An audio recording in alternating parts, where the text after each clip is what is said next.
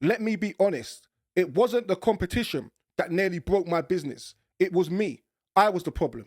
My ego, my arrogance, impatience, not thinking about the importance of systems, lack of accountability. I had so many problems and I was the issue within my business.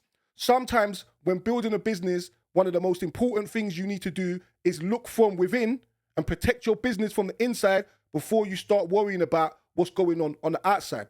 It's not one big mistake that makes a business go down. It's loads of bad decisions over time. Keep making bad decisions and let those bad decisions compound, and I guarantee you, before the year's out, your business will be gone. If you've ever looked back and thought, I could have done better, I should have done better, I should be here and I should be there, you're not alone, you're not stupid, you make mistakes just like I did. You've learned the hard way, and that's exactly what I done. I've built multiple businesses and I never built them perfectly. I lost sleep, I lost money, I lost peace, and I lost relationships. I want to share all of the things that I done wrong with you that nearly broke my business so that hopefully you can avoid them or you can stop making these mistakes. From the ground up, episode 4, build something that lasts, mistakes that nearly broke my business. I've made too many mistakes in business to mention, but I'm going to try to pinpoint some of the key mistakes that I made that can save you time, money, sleep, and peace. One of the first mistakes I made in business was security. Now, I started my business from home and I was making decent money from home. I think in my first year, I made about £90,000 in profit. That was with my company, Minko's Max. But before that, I ran a record label for many years and I made so many mistakes there too. But we're going to get into mistakes in sequential order. So what mistake came first and how did it impact me? These mistakes that I'm going to be sharing with you, they're going to be somewhat traumatic for a person, right? So the first mistake that I made in business is I'm making money at my house and I'm not thinking about all of the things that you need to do to keep a commercial property secure. I've obtained a big commercial property and I didn't think about the aspect of security. I was trying to keep all of the profits to myself, right? I think I spent maybe about £30,000 to £40,000 refurbishing my first commercial property that I got from once I left my house. However, this was a big space. It had a multi-purpose use. And now coming to think of it, it was a huge blessing in disguise. And you don't really get deals like this in London no more. Anyone who visited there, you will remember 400 Roding Lane South. I had one room dedicated as an office, a repair room for fixing computers. I had another room dedicated as a photography and film unit studio. And I had another room dedicated for audio. So I came from the record label background, went into IT, making money from IT, literally computers all over my flat, 1-bedroom flat, everywhere. All you're seeing is computer parts, right? Time to move out from running a business from home. And it was my uncle, he said to me that you shouldn't bring your work home. This was one of the first gems he shared with me. So I thought to myself, I didn't understand what he meant.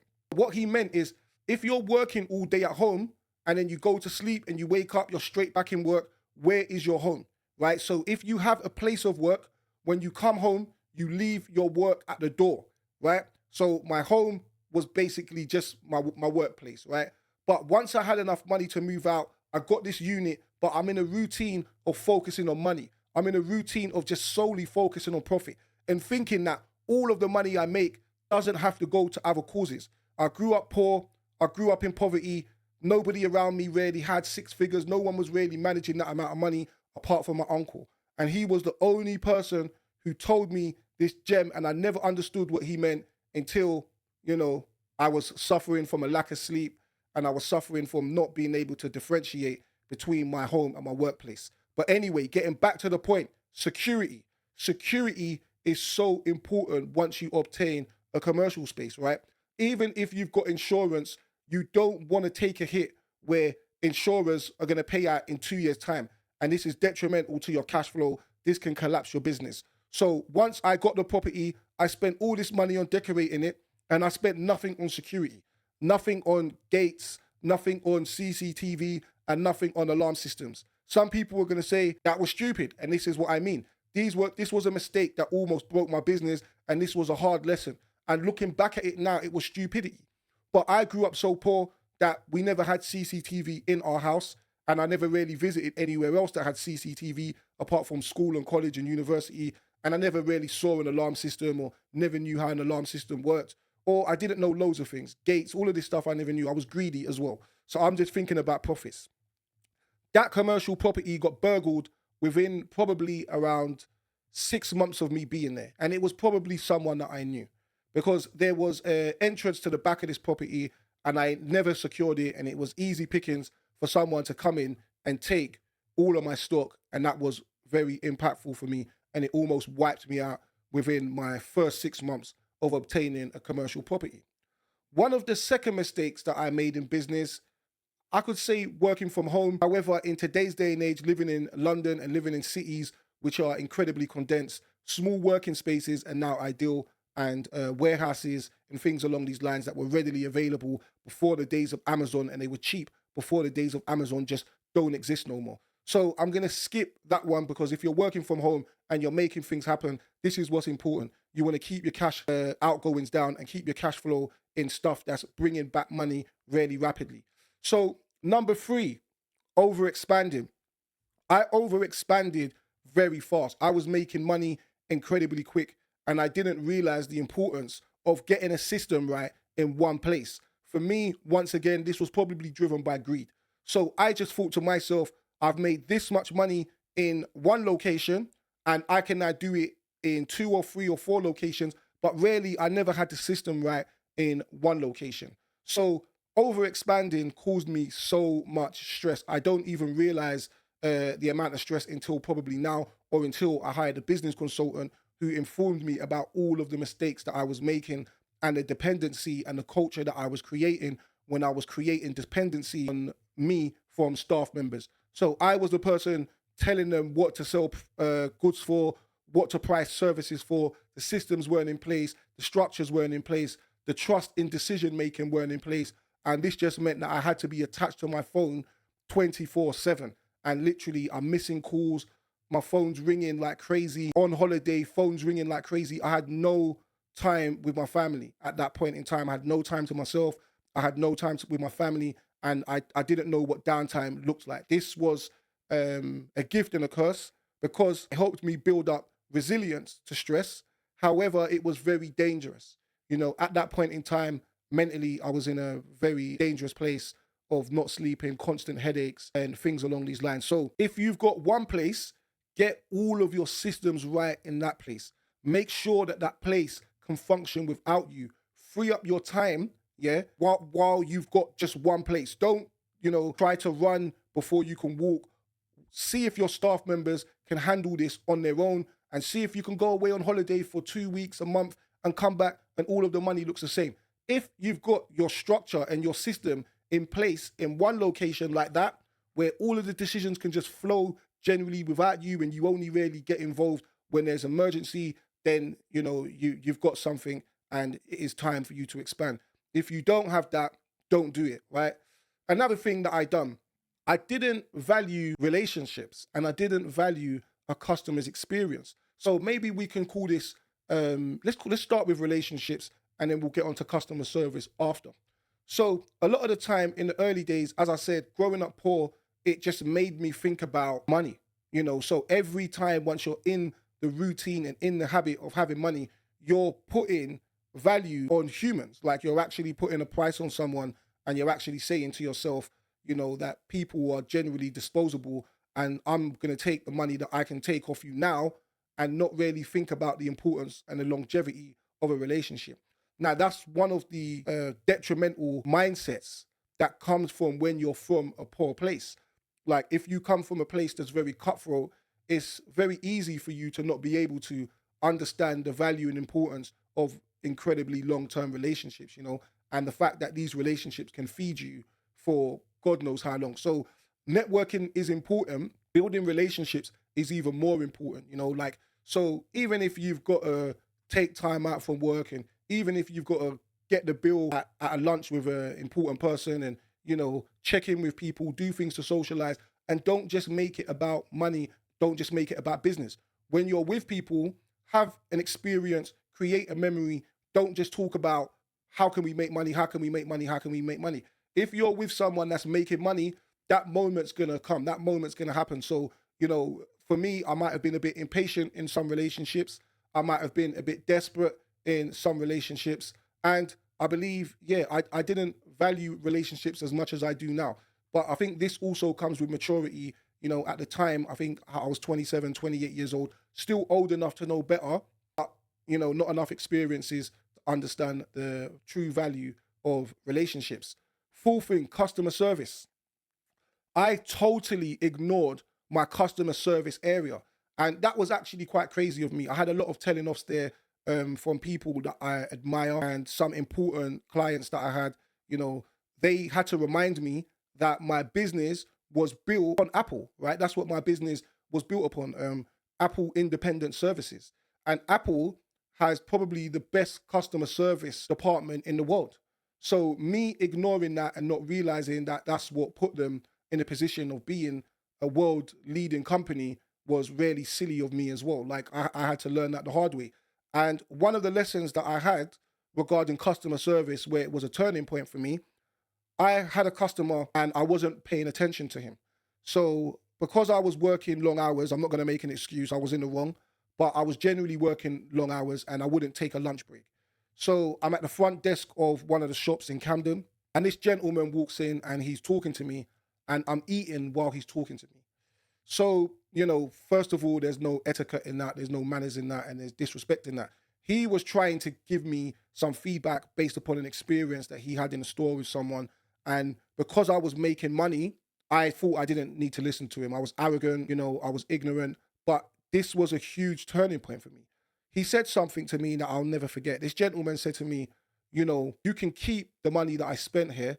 I won't be coming back here and I won't be referring your business. I won't ask for a refund.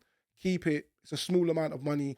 You don't realize that you're sitting on a gold mine, and you don't realize that Apple refurbished products is one of the leading tech sectors in the UK.